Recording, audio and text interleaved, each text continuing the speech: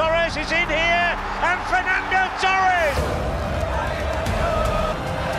Spain are in a World Cup final, very first time ever. A heartbeat, and Messi! ফুটবলের 120 গজের মাঠে কত শত রেকর্ডই প্রতিদিন জন্ম নেয়। ফুটবল ইতিহাসের অন্যতম সেরা দলগুলো যে রেকর্ড করতে ব্যর্থ হয়েছে, লিওনেল স্কালোনির তারুণ্য নির্ভর আর্জেন্টিনা এবার সেই রেকর্ডের সামনে দাঁড়িয়ে।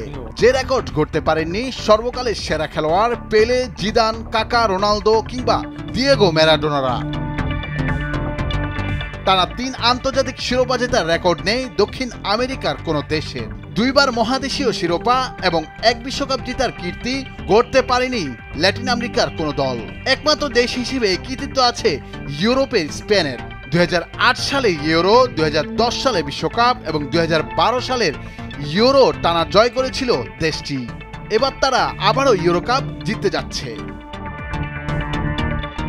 অন্যদিকে আর্জেন্টিনার সামনে রয়েছে এই রেকর্ড গড়ার সুযোগ। 2021 সালে কোপা আমেরিকা আর 2022 সালে বিশ্বকাপ নিজেদের ঝুলিতে পড়েছে লিওনেল মেসিরা। এবার বাকি 2024 সালের কোপা আমেরিকা।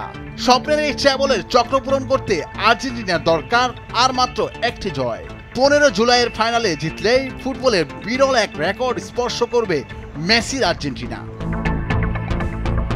2008 সাল থেকেই শুরু হয় ফুটবলে স্প্যানিশ রাজত্ব। সেবার স্পেনের কোচ ছিলেন লুইস অ্যারাগোনেস। 2008 সালে এসে দলকে খেলালেন একটু ভিন্ন ধাঁচে।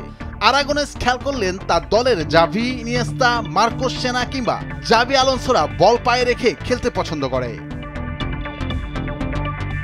সেবার সেরা খেলোয়াড়দের নিয়ে কোচ আরাগোনাস জন্ম দেন টিকিটাকা ফুটবলের।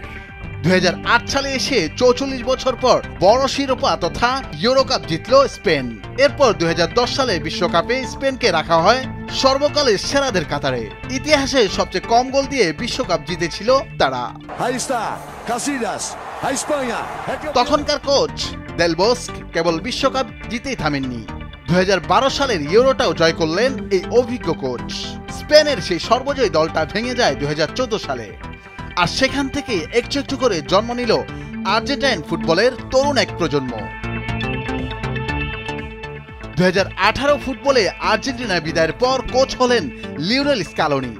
গড়ে তুললেন তারুণ্য নির্ভর এক ব্যতিক্রমী দল, যে দল মেসিকে কেন্দ্র করে খেলে না, বরং তারা খেলে মেসির জন্য। রদ্রিগো ডি পল, এমিলিয়ানো মার্টিনেজ, অ্যালেক্সিস ম্যাকঅ্যালিস্টার কিংবা হুলিয়ান আলভারেজদের নিয়ে আর্জেন্টিনা এগোতে থাকে স্বপ্নের দিকে, শিরোপা জয়ের দিকে। আর্জেন্টিনার উত্থানের গল্পটা এভাবেই শুরু। 2021 সালে মারাকানায় ব্রাজিলকে হারানো কিংবা 2022 সালের বিশ্বকাপে অদম্য ফুটবল যাত্রা। আর্জেন্টিনা শুধু ট্রফি খরার শেষ করেনি, যাত্রা শুরু করেছিল ইতিহাসের পথে, যেই পথে আজও অনবদ্য তারা। কোচ আরাগোনেস আর দেল বোস্ক দুজন মিলে করেছিলেন ট্রফির চক্রপূরণ। সেদিক থেকে লিওনেল স্কালোনির এই দলের মাহাত্ম্য একটু আলাদা। কোচ হিসেবে স্কালোনি একাই শুরু করেছিলেন সবকিছু, এবার সেটাই তুলি শেষ আঁচড় দেওয়ার পালা। 15 জুলাইয়ের ফাইনালে তাই আর্জেন্টিনার জয়টাই ভীষণভাবে দেখতে চাইবে ফুটবল দুনিয়া। নুরুল আফসার, নিউজ ডেস্ক, ভোরের কাগজ।